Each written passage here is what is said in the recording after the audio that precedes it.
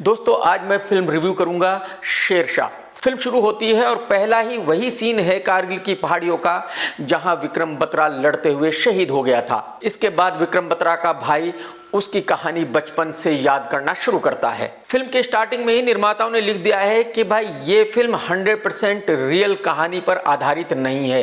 Actually ये कहानी विक्रम बत्रा की लाइफ की सच्ची घटनाओं पर आधारित है, यानी ये कह सकते हैं कि फिल्म तकरीबन 50% रियल है। विक्रम बत्रा हिमाचल का रहने वाला है जो चंडीगढ़ में रहने वाली एक सिख लड़की से प्यार करता है, जिस रोल को प्ले किया है कियारा एडवाणी ने। अगले 20 मिनट की फिल्म यही है कि विक्रम बत्रा लड़की से मिलता है, उसको पटाता है, फिर उसको इंप्रेस करता है, फिर उससे शादी करना चाहता है और अर्ली लाइफ की वही कश्मकश जो हम सब फेस करते हैं कि भाई क्या बनना है, चलो ये बन जाता हूं, चलो वो बन जाता हूं, और फाइनली विक्रम डिसाइड करता है कि मुझे मिलिट्री में ही जाना है। अब विक्रम बत्रा की पहली ही पोस्टिंग जम्मू कश्मीर में हो जाती है, जहां आतंकवाद एक बहुत बड़ी प्रॉब्लम है, जहां सिपाहियों को हर दूसरे दिन आतंकवादियों से लड़ना पड़ता है। तो अब यहां सिद्धार्थ सिर्फ अपने साथियों के साथ है और उनका डेली का काम यही है कि आज आतंकवादियों से यहां मुठभेड़ हो गई, आज आतंकवादियों को यहां पकड़ लिया, आज आतंकवादियों को पकड़ने के लिए यहां छापा मारा है। यानी वही सब कुछ है जो आप तकरीबन 20-25 फिल्मों में देख चुके हैं, जैसे हैदर में था या मिशन कश्मीर में था या उन सभी फिल्मों में है जो कश्मीर के आतंकवाद पर बनी है। तो यानी कि फिल्म में नया कुछ भी नहीं है। इसके बाद विक्रम बत्रा छुट्टी पर आ जाता है और फिर कियारा के साथ उसकी लव स्टोरी शुरू होती है। सिद्धार्थ कियारा से शादी करना चाहता है, बट कियारा का फादर जो सिख है वो अपनी बेटी की शादी एक हिंदू से नहीं करना चाहता। वो चाहता है कि उसकी बेटी की शादी एक सिख के साथ ही हो। यहां तक फिल्म तकरीबन 1 घंटा 20 मिनट की हो गई है। अब कारगिल के युद्ध की तैयारी शुरू हो जाती है और उसकी वजह से विक्रम बत्रा को वापस कश्मीर जाना पड़ता है। यहां विक्रम की बटालियन पर पाकिस्तान हवाई हमला कर देता है और उसमें विक्रम के बहुत सारे साथी मारे जाते हैं। यानी यह सीन बिल्कुल फेक है। एक्चुअली कारगिल के युद्ध की यही तो दुविधा थी कि किसी को नहीं पता था कि कारगिल की पहाड़ियों पर किसने कब्जा किया है। यह उम्मीद लगाई जा रही थी कि भाई पाकिस्तान की मिलिट्री ने या तो आतंकवादियों के साथ मिलकर कब्जा कर लिया है या तो तालिबान के साथ मिलकर वहां कब्जा कर लिया है। तो हमारी मिलिट्री को सिर्फ इतनी इंफॉर्मेशन थी कि भाई वहां कुछ लोग आकर बैठ गए हैं, बाकायदा उन्होंने बंकर बना लिए हैं, और क्योंकि वो ऊपर बैठे हुए हैं और हमारी मिलिट्री को नीचे से ऊपर जाना था, तो हमारी मिलिट्री को अच्छी तरह पता था कि रेशो 1-10 रहेगा, यानी उनका 1 मरेगा और हमारे 10 जवान शहीद होंगे। यहां पाकिस्तान ये कबूल कर ही नहीं रहा था कि उसने कारगिल की पहाड़ियों पर कब्जा किया हुआ है। यहां तक कि पाकिस्तान ने अपने सोल्जर्स की डेड बॉडी को लेने से भी मना कर दिया था। पाकिस्तान ने यह कह दिया था कि भाई ये हमारे सिपाही है ही नहीं, हमने तो कारगिल की पहाड़ियों पे कब्जा किया ही नहीं है, हमारा तो इससे कोई लेना देना है ही नहीं। खैर, तो हमारी मिलिट्री कारगिल की पहाड़ियों को आजाद कराने के लिए हमला करती है। और अब यहां से फिल्म वही है जो विक्रम बत्रा का रोल आप एलओसी में देख चुके हैं। यानी विक्रम बत्रा का एक सीनियर ऑफिसर है जो उन सबको एक कोड नेम देता है और वो विक्रम बत्रा को नाम देता है शेरशाह। अब अगले 40 मिनट की फिल्म एलओसी है, यानी एक पहाड़ी को छुड़ाया, फिर उससे अगली पहाड़ी पे हमला बोला, फिर उसको आजाद कराया, फिर उससे अगली पहाड़ी पर हमला बोला, फिर उसको आजाद कराया, और 40 मिनट के बाद वही सीन आता है जो फिल्म के शुरू में दिखाया गया था, जहां विक्रम बत्रा शहीद होता है। तो यानी कि कारगिल की आखिरी पहाड़ी को आजाद कराते वक्त विक्रम बत्रा शहीद हो जाता है।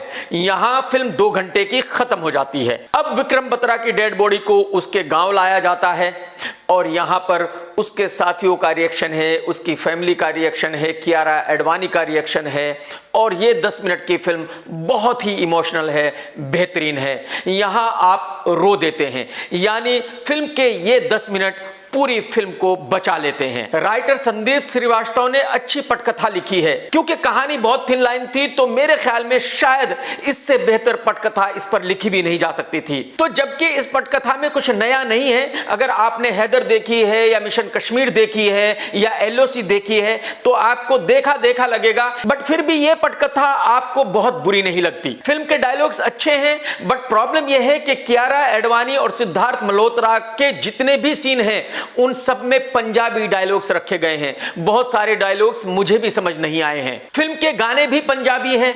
मेरी समझ में बात नहीं आई कि भाई जब फिल्म आप हिंदी बना रहे थे तो आपको पंजाबी डायलॉग्स रखने की क्या जरूरत आन पड़ी थी। हाँ, गाने बहुत अच्छे नहीं होंगे ये मैं उम्मीद कर रहा था, क्योंकि जो डायरेक्टर है वो तमिल है, वो हिंदी फिल्मों का डायरेक्टर नहीं है। तो जाहिर सी बात है डायरेक्टर को कमजोर म्यूजिक के लिए ब्लेम नहीं किया जा सकता। इस फिल्म को डायरेक्ट किया है विष्णुवर्धन ने, जो तमिल में तकरीबन 10 फिल्में बना चुके हैं और विष्णु को अपना काम आता है। मेरे ख्याल में इस कहानी पर जो अच्छी से अच्छी फिल्म बन सकती थी वो विष्णुवर्धन ने बनाई है। अगर कल को उनको कोई बढ़िया स्क्रिप्ट मिलती है तो वो एक बहुत बढ़िया फिल्म बना सकते हैं, ये काबिलियत उनमें है। वो अपनी फिल्म में इमोशन दिखाने में भी कामयाब रहे हैं, उन्होंने अपने एक्टर से भी अच्छा काम लिया है। तो कुल मिलाकर विष्णु का काम बढ़िया है। अब समझने की कोशिश करते हैं कि भाई ये प्रोजेक्ट कैसे बना। एक्चुअली 2 लोग हैं, हिमांशु गांधी और अजय शाह। उन्होंने इस कहानी को लिखवाया और वो इस फिल्म को बनाना चाहते थे, बट जाहिर सी बात है वो सिद्धार्थ मल्होत्रा को कहानी कैसे सुनाए। तो ये दोनों लोग शब्बीर बॉक्सवाला के पास गए। शब्बीर ने ये कहानी सिद्धार्थ मल्होत्रा को सुनवाई और सिद्धार्थ को ये कहानी पसंद आई। सिद्धार्थ ने कहा कि भाई साहब इस फिल्म को थोड़ा बड़ा करते हैं, मैं आपके साथ करण जौहर को ज्वाइन करता हूं। और जाहिर सी बात है सिद्धार्थ इस प्रोजेक्ट को लेकर करण जौहर के पास गए, तो करण जौहर तो सिद्धार्थ को मना कर नहीं सकते। इस तरह से करण जौहर इस फिल्म के वन ऑफ द प्रोड्यूसर बन गए। और जब प्रोजेक्ट से करण जौहर जुड़ गए तो जाहिर सी बात है फिर सारी चीजें आसान हो गई और फटाफट सब कुछ सेट हो गया और फिल्म बन गई। एक्टिंग की बात करूं तो कियारा एडवाणी ने बहुत अच्छी एक्टिंग की है। हालांकि उनका रोल बहुत छोटा है बट उनका हर सीन बहुत ही अच्छा है, वो बहुत ही खूबसूरत भी लगी है। और कियारा के तो वैसे भी मजे हैं भाई, हर फिल्म में एक नए हीरो को किस करती है और कई कई बार करती है। या ऊपर वाले ये इतनी अच्छी किस्मत कियारा को ही क्यों दी है, हमारे से क्या दुश्मनी है। खैर कियारा आप एंजॉय करो भाई, ऐश के साथ जिंदगी गुजारो, दिक्कत कोई नहीं है। देखिए ये फिल्म संजू तो थी नहीं जिसमें रणबीर कपूर ने साबित कर दिया कि भाई मैं ये एक्टर हूं, ये ही मेरी एक्टिंग है। ना ही ये फिल्म बाजीराव मस्तानी है जिसमें रणवीर सिंह ने साबित कर दिया कि भाई मैं ये एक्टर हूं, ये मेरी एक्टिंग है।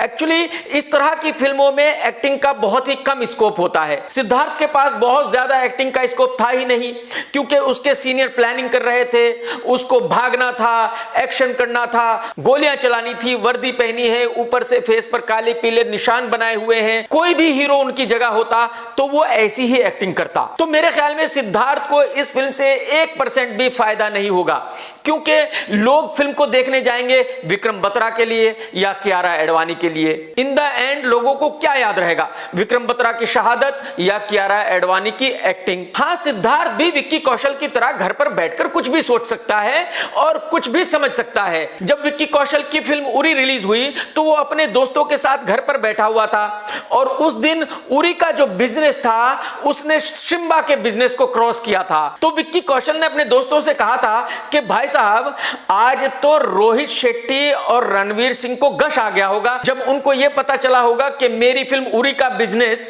शिम्बा से ज्यादा हो गया है। आज तो इन दोनों को नींद नहीं आएगी। हालांकि रोहित शेट्टी है, रणवीर सिंह है और बेचारा विक्की कौशल है, बट सोचने में थोड़ा ही कोई प्रॉब्लम है, सोचने पर थोड़ा ही कोई टैक्स लगता है। तो इस फिल्म की भी जितनी भी तारीफ होगी, सिद्धार्थ मल्होत्रा अपने घर पर बैठकर यह सोच सकता है कि यह सब कुछ मेरी वजह से हो रहा है, इस पर टैक्स बिल्कुल नहीं लगता। और सिद्धार्थ भाई इस फिल्म में एक गलती आपने और की है, जो हेयर पैचेस लगाए हैं ना वो बढ़िया नहीं है भाई साहब। साफ दिख रहा है कि आपने नकली बाल लगाए हुए हैं। याद है आलिम भाई ने एक विलन में आपको कितने बढ़िया बढ़िया पैच लगाए थे, आप एकदम सुंदर जबरदस्त लड़के दिख रहे थे। आलिम भाई को बोलो अगली फिल्म में बढ़िया वाले पैच लगाए, मेरी तरह एकदम जबरदस्त किस्म के। ये बहुत ही गंदे पैच थे जो इस फिल्म में यूज किए आपने भाई। कुल मिलाकर ये फिल्म ठीक है, इसमें लव स्टोरी भी है, इसमें एक्शन भी है, इसमें देशभक्ति भी है, इसमें कश्मीर भी है, इसमें आतंकवाद भी है, इसमें कारगिल भी है, इसमें रियल फौजी विक्रम बत्रा की शहादत भी है। तो जाहिर सी बात है घर पर फैमिली के साथ फिल्म देखने में कोई हर्ज तो है नहीं, बिल्कुल देखनी चाहिए। बट फैमिली के साथ इस फिल्म को देखने में छोटी सी प्रॉब्लम है, फिल्म में जबरदस्ती के 2-3 किस सीन रखे गए हैं। हालांकि उन सीन की इस फिल्म में बिल्कुल जरूरत नहीं थी।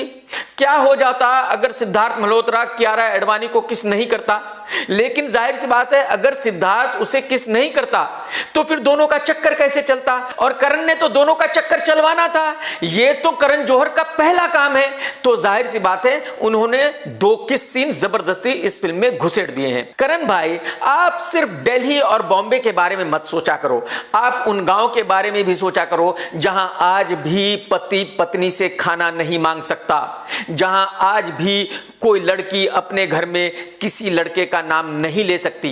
आप यकीन करें, अगर मैं भी अपने बच्चों के साथ इस फिल्म को देखूंगा तो जब किस सीन आएगा तो या तो मैं उठकर चला जाऊंगा और या तो मेरे बच्चे उठकर चले जाएंगे। ये मेरे घर में होगा।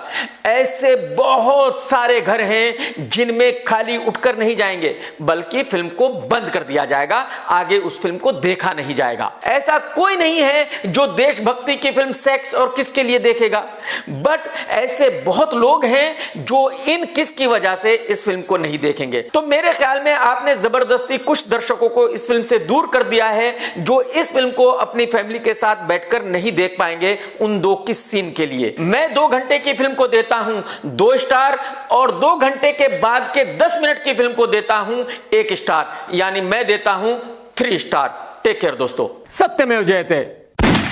दोस्तों, अगर आपको मेरा वीडियो पसंद आया है तो लाइक ज़रूर करें और शेयर ज़रूर करें भाई साहब। और भाई साहब, मेरा चैनल सब्सक्राइब कर लो और वो जो घंटी है उसको दबा दो। आप घंटी दबाओगे तभी तो आपको नोटिफिकेशन मिलेगा, तभी तो आपको पता चलेगा कि मैंने नया वीडियो कब डाला है।